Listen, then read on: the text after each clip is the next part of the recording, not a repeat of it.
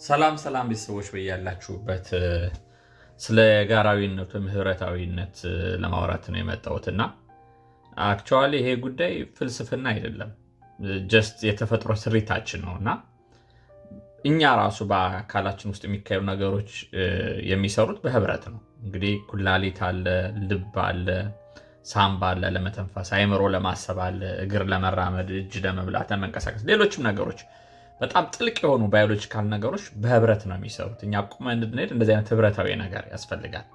ከኛ ውጭ ወዳለው ነገር ስንሄድ ደግሞ ጀስት ከአትክልቶች ጋር ከእንስሳት ጋር ያለንም ነገር ይሄው ነው። ለምሳሌ እኛ የምናስወጣውን አየር አትክልቶች ይወስዳሉ፣ እነሱ የሚያስወጡትን አየር ደግሞ እኛ እንወስዳለን። እንግዲህ በዚህ ደረጃ እንደዚህ አይነት ህብረታዊነት ካለ ከፈጣሪ ጋር የሚኖረን ነገር ደግሞ ወሳኝ ነገር ነው ማለት ነው። ስለዚህ ሃርሞናይዚንግ ላይፍ ስንል ፍልስፍና ወይም ደግሞ የሆነ መራቀቅ ሳይሆን የተፈጥሮ ስሪታችን ለማሳሰብ ነው።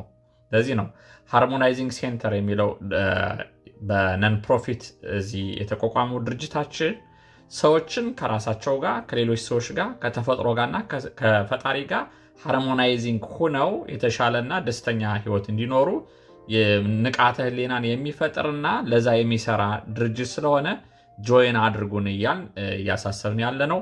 አመሰግናለሁ።